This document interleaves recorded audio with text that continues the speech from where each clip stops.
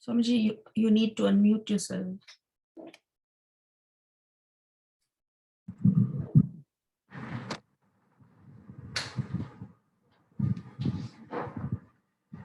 Om Sahana Bhavatu Sahanau Bhunaktu Sahaviryam Karavavahai Tejasvinavadhitamastu ma vidvishavahai. Om Shanti Shanti Shanti. Om Bhadram Karnebhih Shrunuyama Devaah Bhadram Pashyemakshabhiryajatraah Sthirairangai Stuštuvagum Sastanubihi Vyashema Devahitam Yadayuhu Swasti na Indro Vruddhashavaah Swasti na Pusha Vishwavedhaah Swasti nastarksho Arishtanemihi Swasti no Brihaspati'r dadhatu. Om Shanti Shanti Shanti.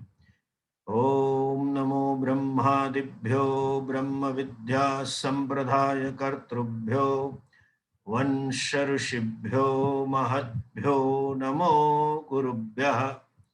Sarvopaplavarahitah Pragnanaganah Pratyagartho Brahmaivahamasmi Brahmaivahamasmi.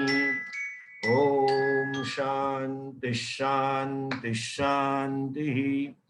Shruti Smriti Purananam Alayam Karunalayam Namami Bhagavatpadam Shankaram Lokashankaram Shankaram Shankaracharyam Keshavam Badarayanam Sutra Bhashya Krutau Vande Bhagavantau Punah Punah Ishvaro Gururatmeti Murti Bheda Vibhagine Vyoma Vyapta Dehaya Dakshina Murtaye Namaha. Ajnanatimirandasya Gnananjana Shalakaya Chakshurunmilitam yena tasmai Shri Gurave Namaha. Om.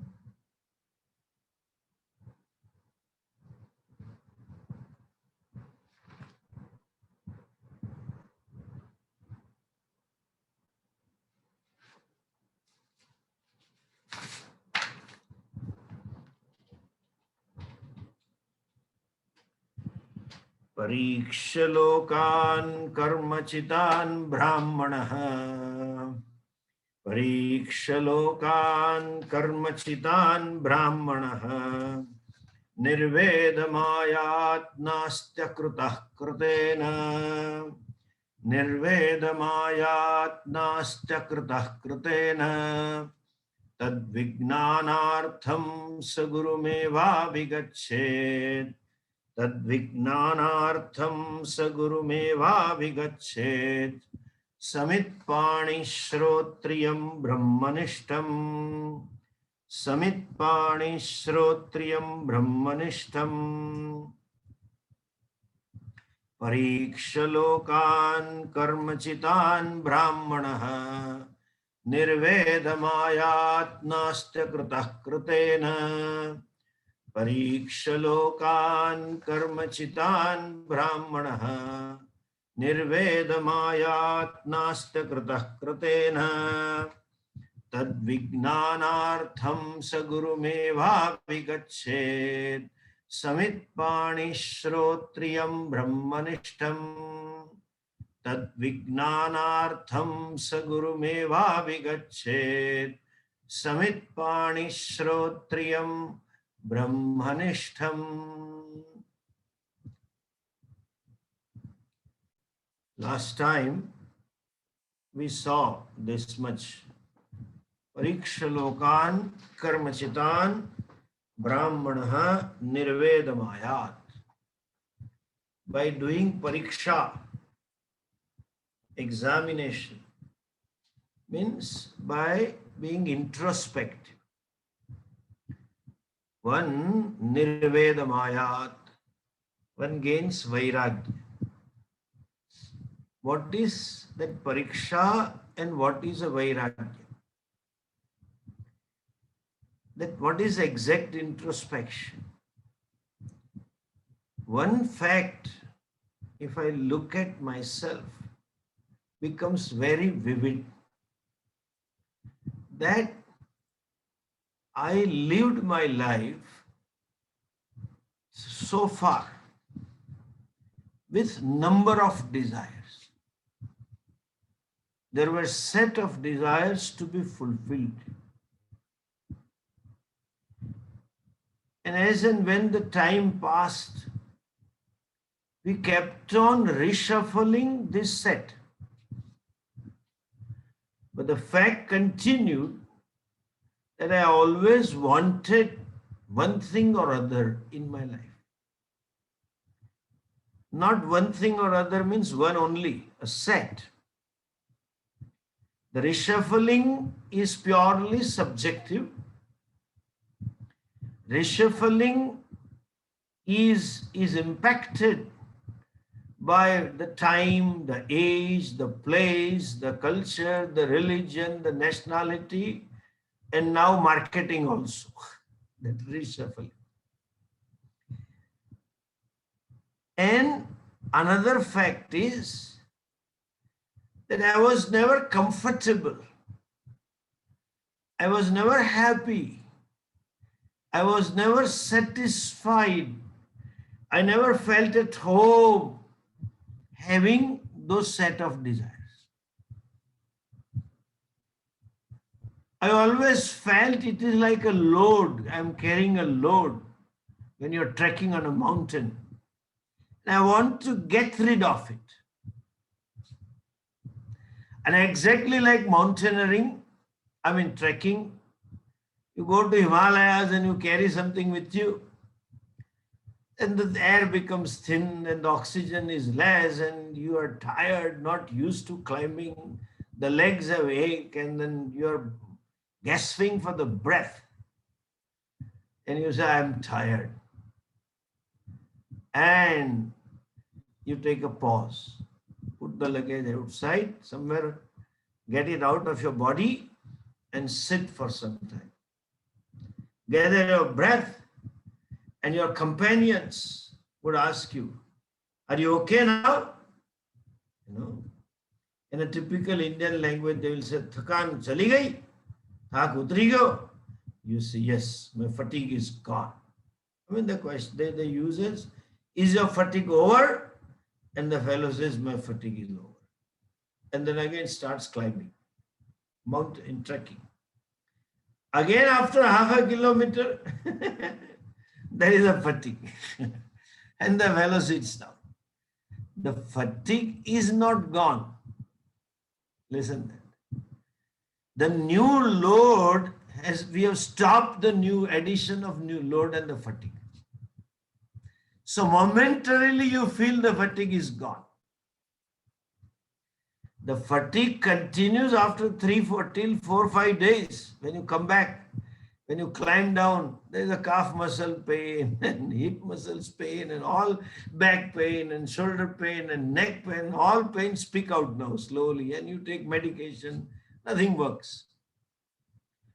But still we say fatigue is gone.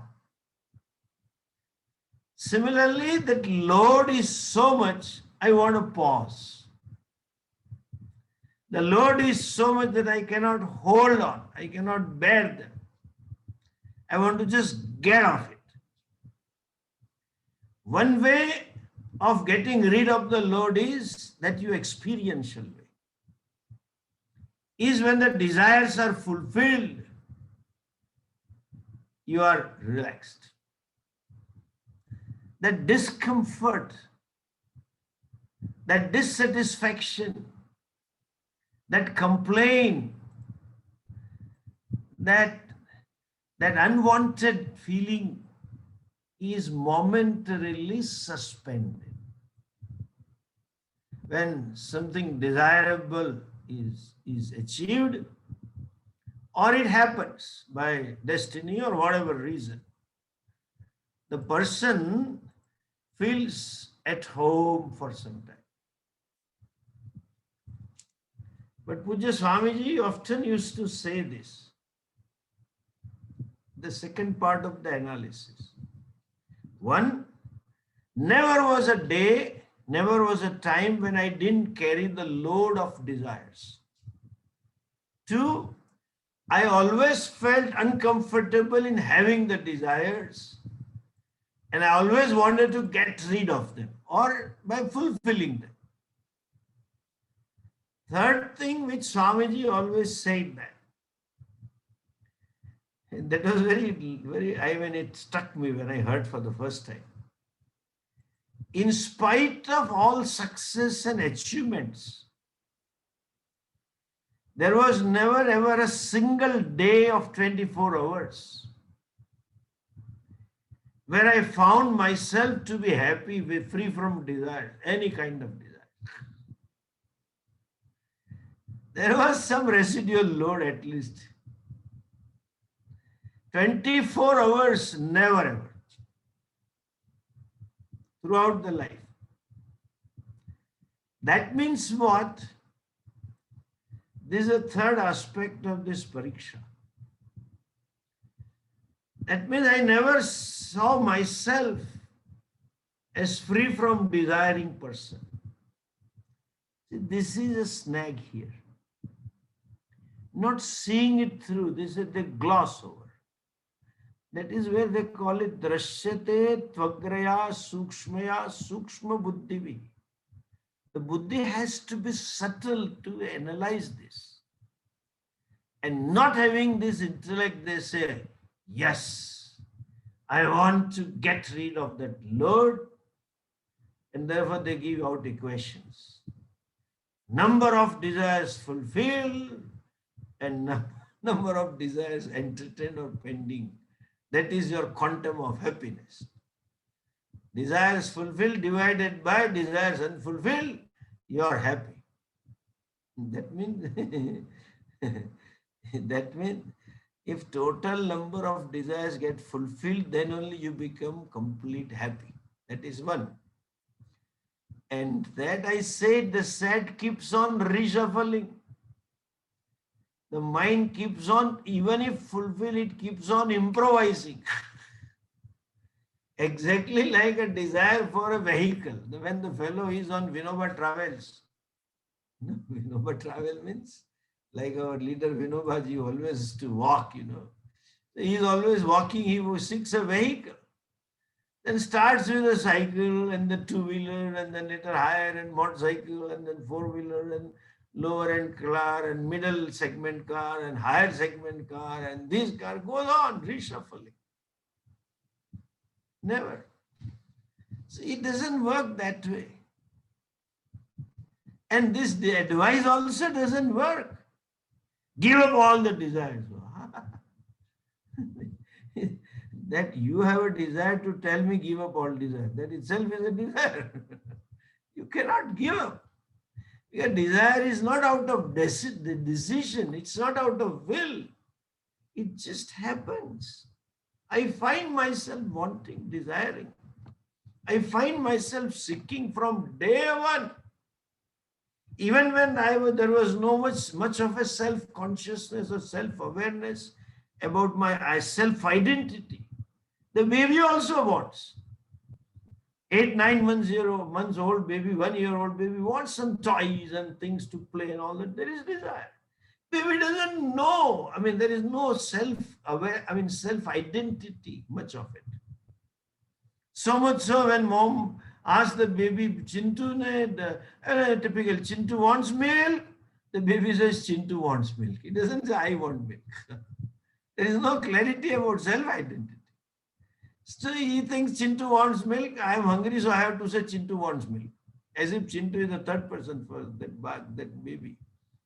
Even that is one thing. And that continues in the end. And Puja Swamiji would say, even if you go to heaven, that ignorant mind, for a person having ignorant mind, he had a word that was a typical Swami Dayananda dictionary, idiot, ityartha. He would say, Agnani means idiot, ityartha. In the class, when Shankaracharya would say, Shankaracharya Bhashya, idiot, I mean, Agnani. So you would say idiot ityartha. When that idiot goes to heaven, there also there will be wanting. Heaven also, according to punyas, will be given bhogas. So then there will be a feeling, I got only this much, then there is this much is available and I should have more. So it's wrong to say that give up desires. You don't will a will. It happens. It is there. You're born with it. And this equation also is unplausible, that you fulfill all the desires, that means you will be all the time happy. You cannot. By the time you, first of all, therefore I use the word set of desires. And there is a desire for anything and everything, or at least I would put it in every relationship, there is a desire for change. Every place there is a desire for change. Every time there is a desire for change, and any amount of possession or situation, there is a desire for change.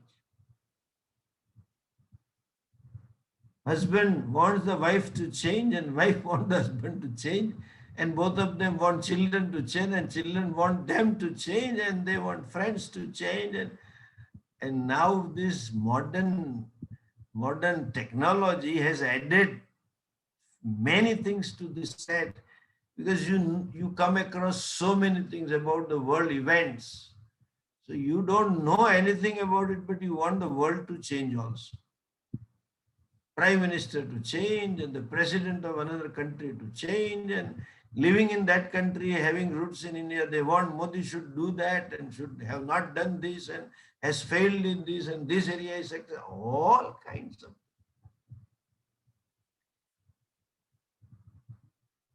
You just cannot. The sukshma buddhi is here. What? It is not that I seek fulfillment of a desire. Why there is a desire? Because I find myself a wanting person. I find myself or take myself to be a dukhi being. I take myself to be unhappy being. I take myself to be limited. I want that. Freedom from sense of limitation. Freedom from sense of being dukhi. Freedom from sense of being wanting. I find myself limited. In whichever way I look at it, physically, psychologically, in terms of possessions of money, power, relationship, in whichever way, there is a sense that I have not enough. I need something more. Like our Pepsi Cola had a commercial in India. Half Hindi, half English. I love that. Ye dil mange more.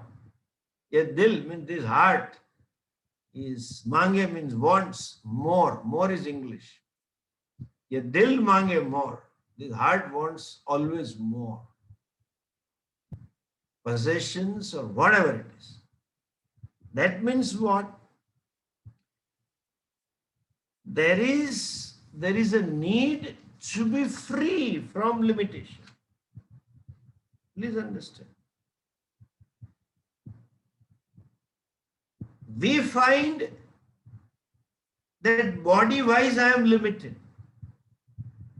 Knowledge-wise, emotion-wise, relationship-wise, money-wise. But look at this. Just listen this carefully. This is where Sukshma Drashti. I am not seeking, or I don't want to be free in terms of limitations of the body.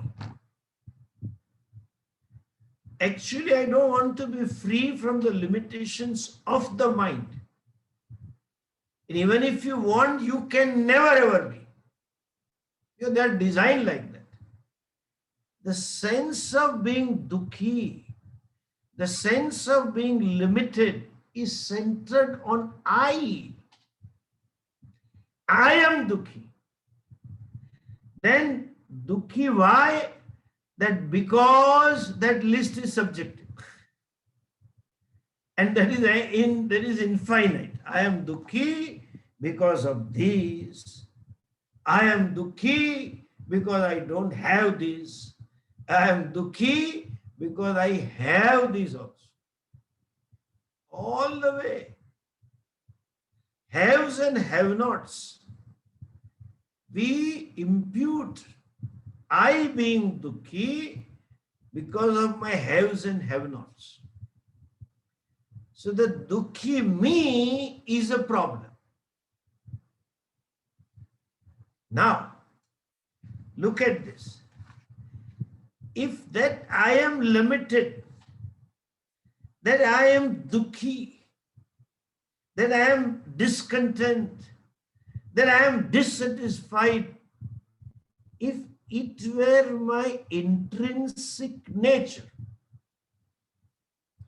I would never ever seek freedom from being Dukhi. No vastu, nothing seeks to be free from what is natural to it. Anything wants to get rid of what is unnatural. Fire never complains, oh, I am too hot, help me out. It is natural for it to be hot.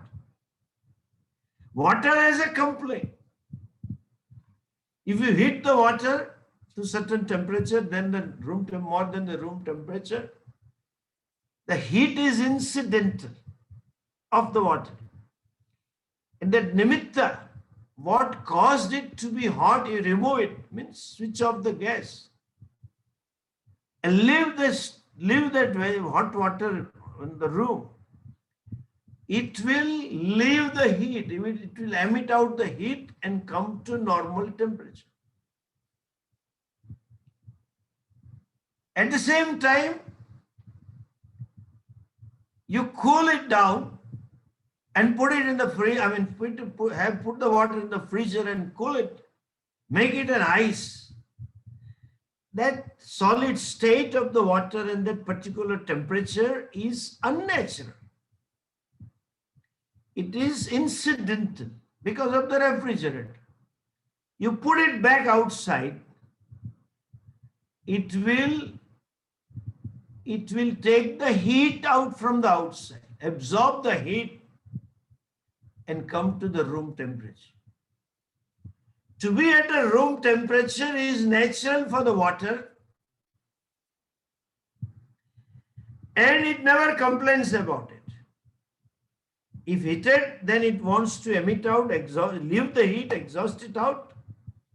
And if it is too cold, it wants to absorb till room temperature is attained. Either of them. Even in your body. What is a complaint? What is a disease? Any kind of disease is something foreign that is in your body. Just a particle of dust in your eyes is foreign, outside. I want to get rid of it. After a swim in the swimming pool and some fun and the games, half a drop of water in my ears, I want to get rid of it. It's foreign. It's unnatural. And even the stomach ache or any pain, that is, foreign elements have entered to the body, foreign bugs, which are not natural to the body. I want to get rid of it. And when you get rid of it, physically, you feel comfortable. You are at home.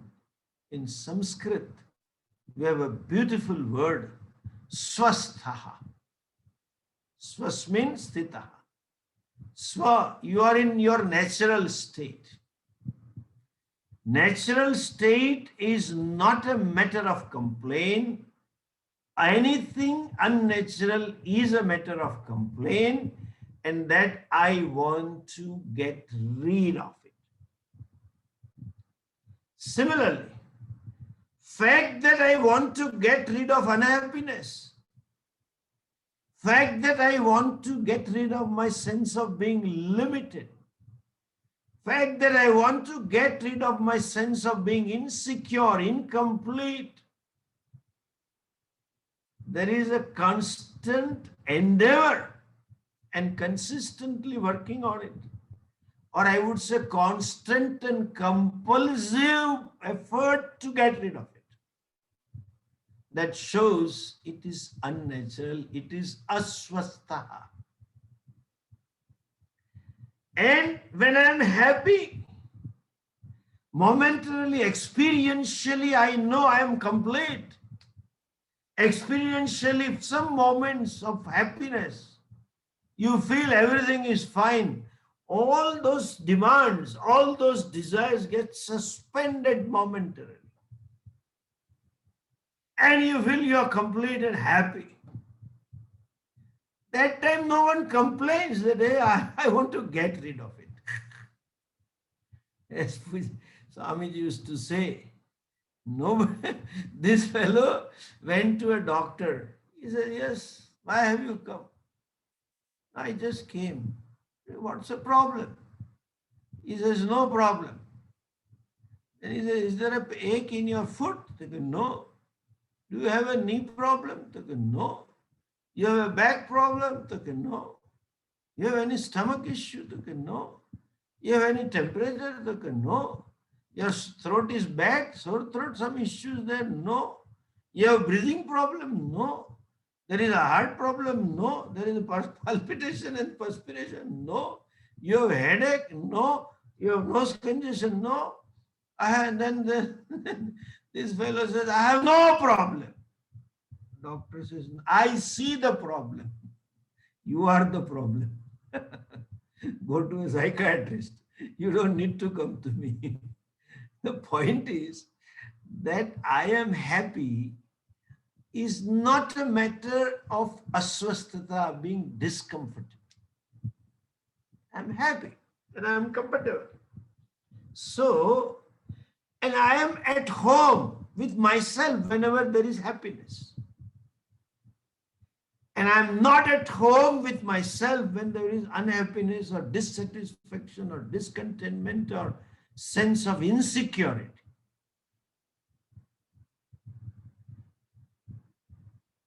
And to see that, it may look apparently that I am seeking some object or some relationship, let's say iMac or iPhone or this car or this clothing, etc., or this relationship, etc. I may want someone to attend to me, I am not being attended, but at the bottom, inside, there is a feeling of insecurity. I am not being recognized for what I am. My husband or my wife gets all attention and all praise, but nobody sees what sacrifice I did it. He never worked in the home and never did anything. I brought up, I delivered the children. I brought them up. I was a housewife, a homemaker, and I did, and nobody recognized, they recognized. That is a wanting person. Wanting recognition. That is a lacking person, feeling incomplete, feeling dissatisfied because others don't see me, what I did, and I want that recognition from them. One way or the other. This is there. Now, to see this, I am seeking freedom from me, the unhappy me. I am wanting not a thing, this or that. I want to get rid of something, not this or that. I want the me, the happy I. I'm seeking the happy I.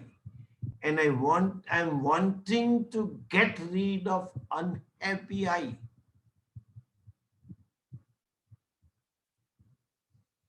this thing,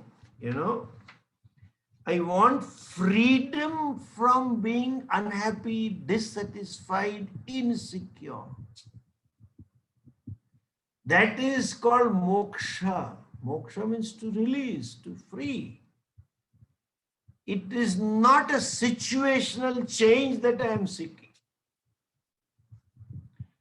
I think that by fulfilling certain desire or restructuring my possessions and relations and my way of living and my values and my ideals and etc., I would be free from this wanting I.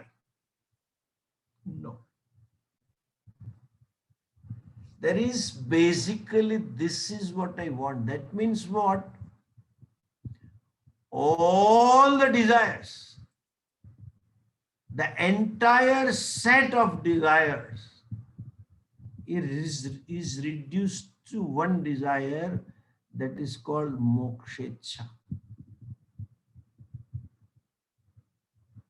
Please understand.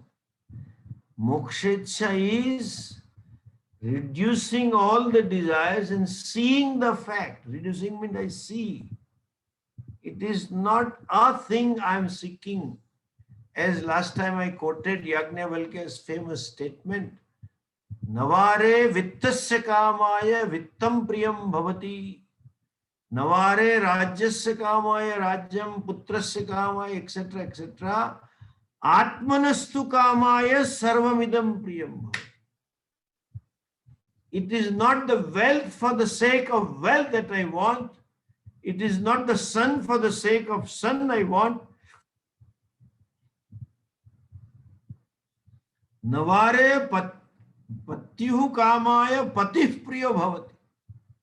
It is not for the sake of the husband or wife I seek husband or wife. Atmanastu kamaya. For self means not selfish.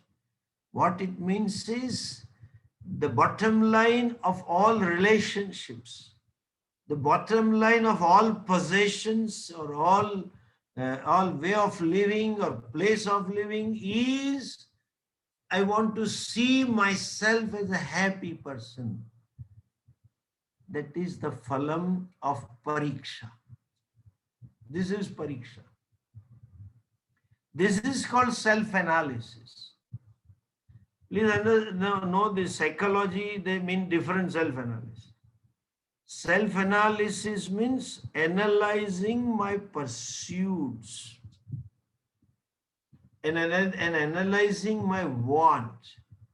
In Shastric jargon, if I use Shastric language, seeing that artha, kama and dharma is not sought for dharma, artha, kama.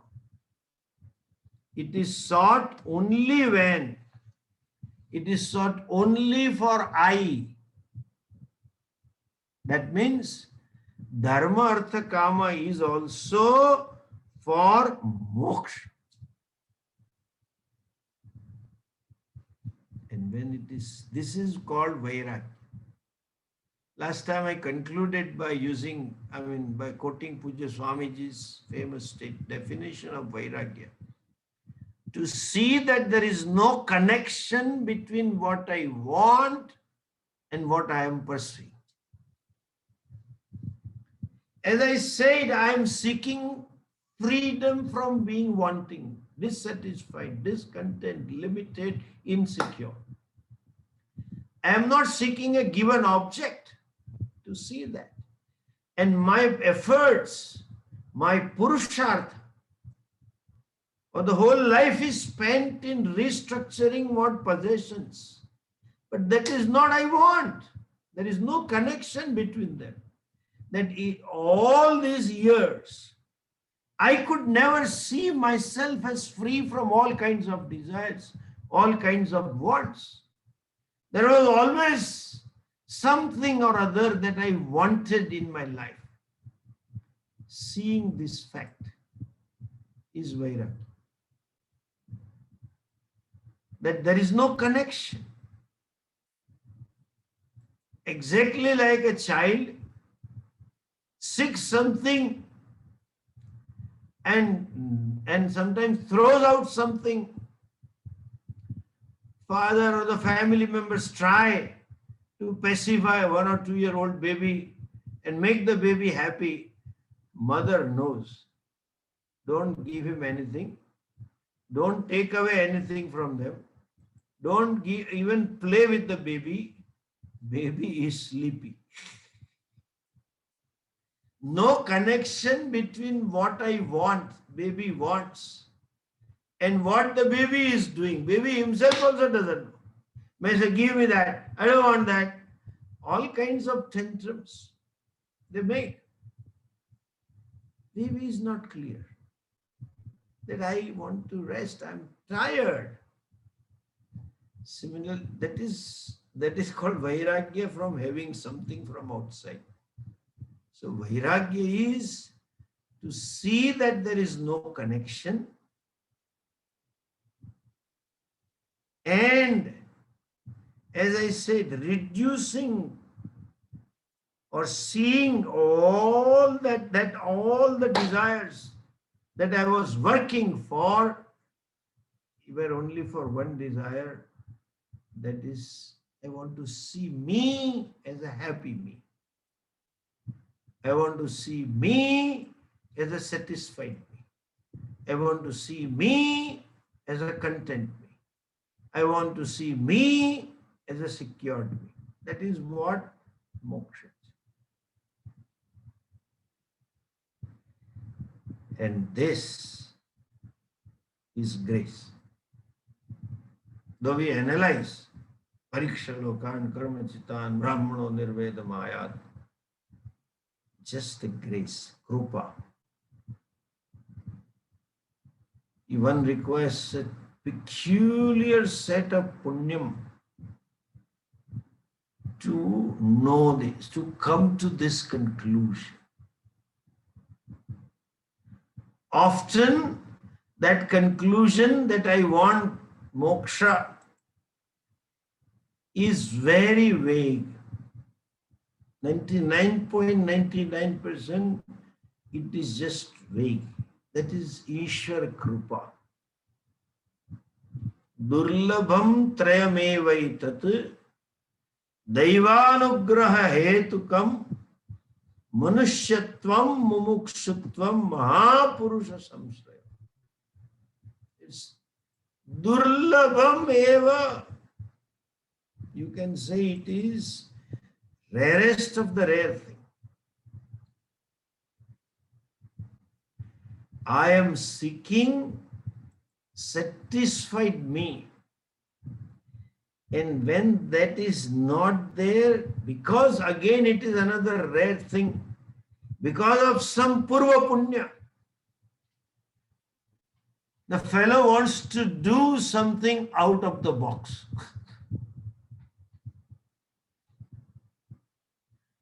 And if that feeling of discomfort, the feeling of not being at home is so strong, it is not spelt out to a person himself or herself.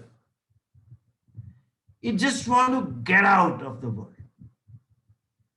The fellow wants to do something uncommon. That is what we call it, ghar se bhag gaye, ran away from the home, became sadhu.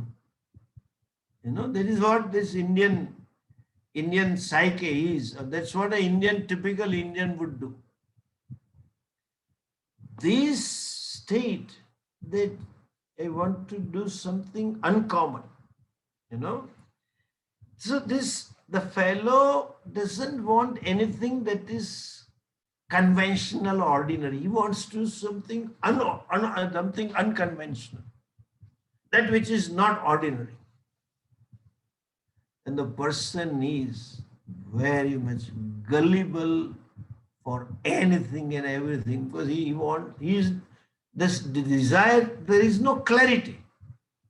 Because of purva punya, there is discomfort in being here, what I am doing. Because of purva punya, he or she doesn't want to pursue what the others are doing, dharma, artha, kama. They may have words, I don't want artha, kama, vairagya, etc. But doesn't know what exactly I am seeking. Again, like a child, doesn't know that I don't want this toy, I don't want that toy, I don't want to play here, I don't want to talk to here, but doesn't know I want to sleep. I am tired. If that is clear, then the baby will go to bed. This state, when the fellow is because of punya or for analysis, whatever it is. I have found very few people who had this some analysis, just some punya. I don't want this. This kind of pariksha that we discussed happens little later, it becomes crystallized. There is a clarity about it. And then there is in the beginning, it is just an avega or feeling, gut feeling as they call it, or instinct tells him or her to get out. And as I said, anything that is out of the box, out of this convention, out of the ordinary things people do, arthakama, etc., becomes a means for moksha. And the fellow is very gullible. I had mentioned last time also in the previous mantra, you know, that when we talked about tapasraddhe upavasanti haranye, there is a supermarket of moksha. All kinds of ideas people have. What will make me free from being limited? What will make me free from being unhappy or discontent with myself? And as I said, the fellow becomes so gullible, anything. Beginning from modern days meditation onwards, or yoga onwards, asana pranayama onwards, or some bhakti, that going to this loka will make me moksha, my vimanam will come. Some heavenly flight will come, some divine flight. And that is sometimes I have a question, which I didn't dare to ask these acharyas, you know, because I have to run the acharya sabha. When they talk about flight, then I have just a small question. Will it be a chartered flight or just general commercial passenger flight? So will I be one of the passengers or I have a chartered flight? I mean, they talk about chartered flight, that the Vishnu Dutas came with Vimanam, Bhagavan came to take him to Dhamam. That's good, but at a time so many people die. And how much sorties Bhagavan would be making, going and coming, going and coming. This one Bhakta died at 4:15 p.m. and another died at 4:20 in Africa. Third one died in US, because Hindu diaspora is all over the globe. Bhagavan, how much? Because he has to go right up to Vaikuntha Loka and come back. And everybody claims that Bhagavan will come for you. So he has to take everybody. He cannot send them, to at least receive them. And then he can say, go away, I am coming after picking a few other fellows. So if Bhagavan goes on picking, who is there in Ishvara's Loka to receive me and give me darshan? All kinds of questions. Chartered flight will come. And they say, oh, some bhakta says, flight has come and I am going and all that.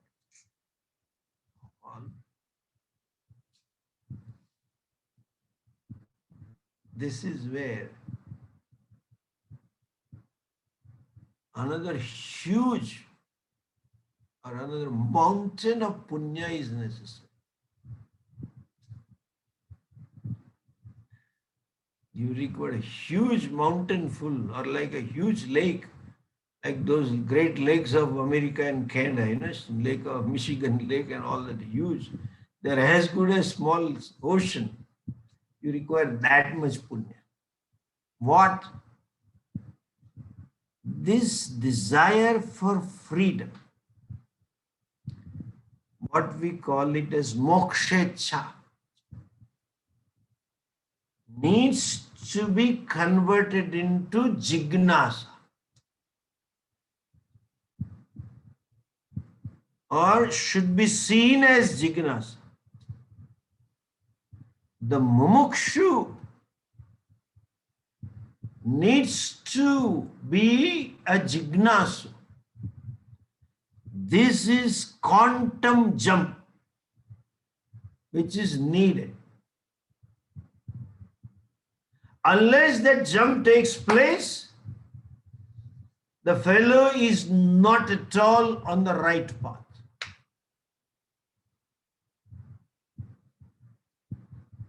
And that is a big punya. As I said other day, in this list, modern listing is going on. Meditate and realize all kinds of things. In a deep meditation, they will change the tone also.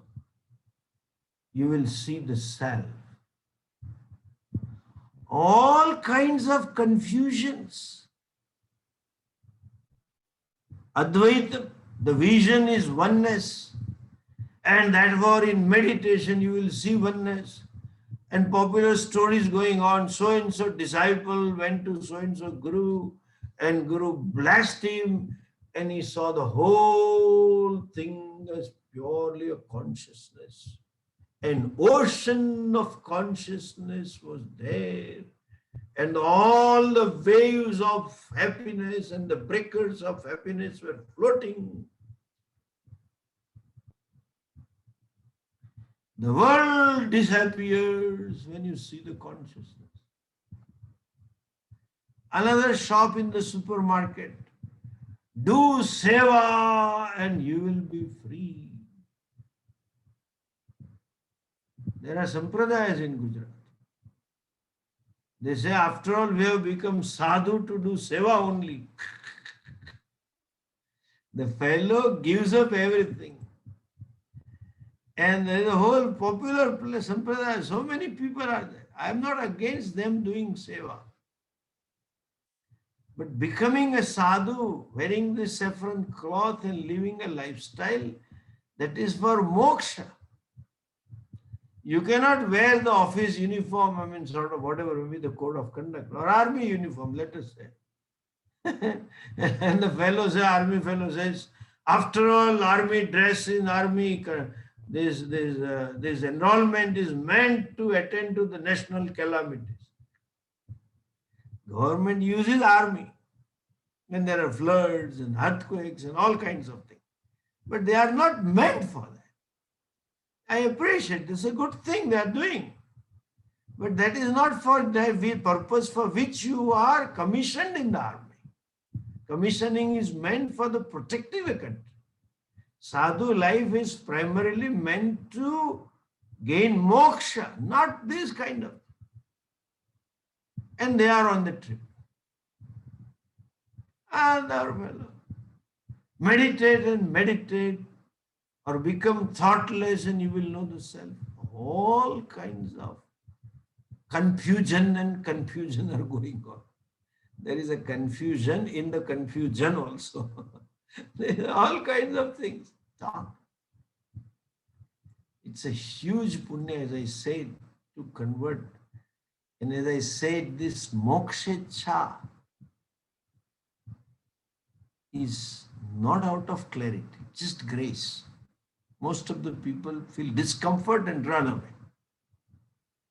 And most of the people don't have this analysis of converting mokshecha into jignasa. You get stuck with the right person. You come across a right guru who knows Shastra and teaches Shastra. The guru at least who knows this much, that moksha is to be something to know, not to be achieved. You are nitya mukta. Mountain of Durlabham trayamevaitat. Mahapurusha samshraya. Devanugraha hetukam manusyatvam mumukshutvam mahapurusha samshraya. Three things are important. Manusyatvam, mumukshutvam, discomfort to do something uncommon, grace. And what unconventional? As I said, that fellow is gullible. They are available for seva, for bhakti, for puja, for temple, anything, for meditation, anything they do. I have seen people saying, there is a sampradaya near my place. Whenever Guruji is already dead, 50 years ago, 30 years ago, and they have a temple of their Guru. And Guru Paduka, they make it pradakshina in the ashram evening, some ritual. And on some tirtha sthanam, they go out, and there is one fellow who announces the arrival of this.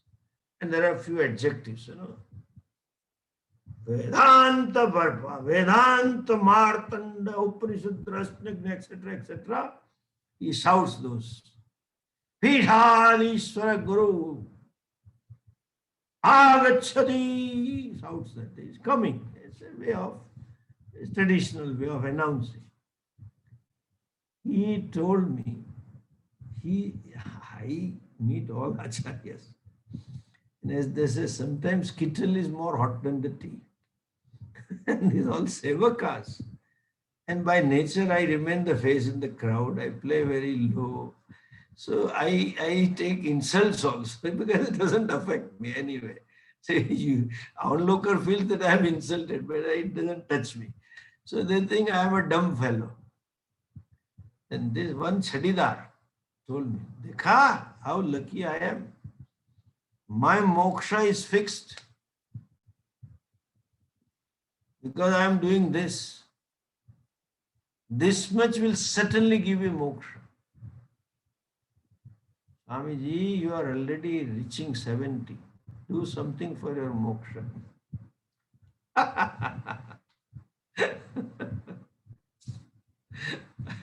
I see the balaha. All these sampradaya anuyayis are balaha. Guruvaha api balaha to kim bhaktavyam shishyana. And they make all pravachana and they invite me as the chief guest and I have to listen all those things and connect to something sensible because I can't go by them. Nor I can contradict on the stage, nor I can dismiss the Purva Bhaksha, nor I can support them, but I have to make it something. So anyway, coming back to this, just to come, look how fortunate we are. And you look around, I have seen nth number of people because I travel across the country and on this topic, I can take one Upanishad classes. Not one class, number of classes that I will take for Mundaka, I will take for this Moksha Sadhanani. Because I have 147 members. Hardly 10, 20, 15% are Vedanta fellows who teach Shastra. Rest of them are like this only. Bahuratna Vasundhara, they call it. So I have modified the statement. Bahuratna Acharya Sabha. So I can go on. But the thing is, I want you to see this. Think of this if you were not stuck, let me use this word, with Swami Dayananji for whatever reason. Whosoever brought you in whatever situation you got connected to this parampara, or me, whatever you, if some of you have met him or some of you may not, where could you have been? It is endless. There is a grace. See that freedom from being limited, freedom from being unhappy, freedom from being discontent, dissatisfied is not situation, is not achievable, it is. And if it is, The problem is of self-ignorance. The freedom is in knowledge. That is a Vedic Vakya. Gnana devatu kaivalyam. Through knowledge alone. Knowledge alone will liberate me. In a technical shastric jargon, if I say that you will understand that ahankara is mithya. And that which is mithya, you can finish the mithya only by seeing the mithyatvam of the mithya vastu. That Rajju Sarpa is mithya. But the snake, which is real for you, when it is seen as a snake, would be discovered mithya. By knowing it mithya, you finish it. Ahaminashabhaji, the destroying ahankara. They use this word. In Upadeshsaram, I have discussed this in length. In the later part, last part, there is a sloka. Ahaminashabhajahamaham taya spuratirutsvayam paramapurna sat. Out of those 30 couplets, 28th or 27th verse is this. Remove the ego. It is not removable. And you cannot remove because you are the ego. Who are you to remove the ego? It is like saying, remove the culprit. Who is a culprit? The same police inspector is a culprit and he says, let us remove it. He will never. The point is that to become a jignasu, then one will approach Shastra, means of knowledge.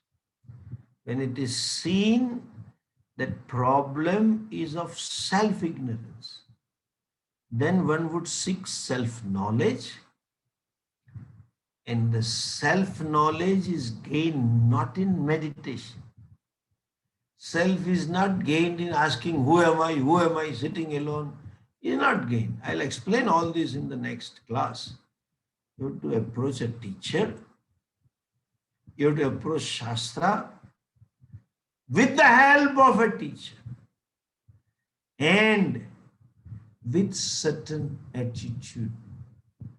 That is implied here by saying, Tat Vignanartham Gurumeva Vigached Samitpanihi Shrotriyam Brahmanishta.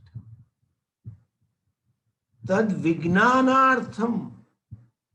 Earlier line says Vairagya. Then from Vairagya, Mumuksha, Mokshecha. And from Mumuksha to Jignasa, this is in between, mentioned.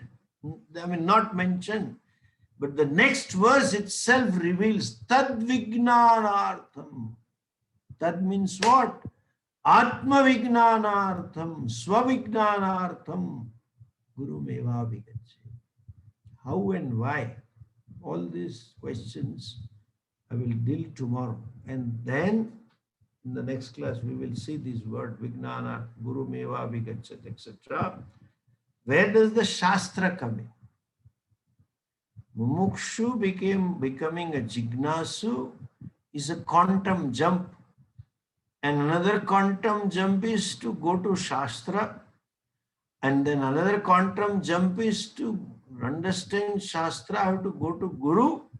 Another quantum jump is having gone to Guru to have a Shrotriya Brahmanishtam Guru. And another jump is to have a proper attitude of surrender. Why surrender is necessary? Why Guru is necessary? Why Shastra? All this we will see. And I want you to see, though you all of you have, most of you have, I mean, you have a teacher and you have that Shraddha, etc. But one should see what you have. It is the rarest of the rarest of the rarest of the rarest of the rarest thing available, gifted to us. And that which is available, we take it for granted. I want to see this thing which you don't take it for granted. We have been glossing over these things. We'll analyze that. And why Samit Pani? Why Guru? And why Tad Vignana? Why to know? Why to Guru? Why with attitude? And why this type of Guru? All that thing we will discuss tomorrow.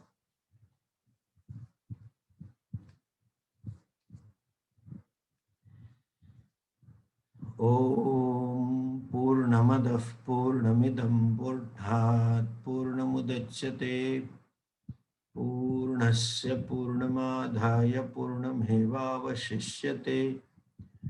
Om Shanti Shanti Shanti. Hari Om Shri Gurubhyo Namaha. Hari Om.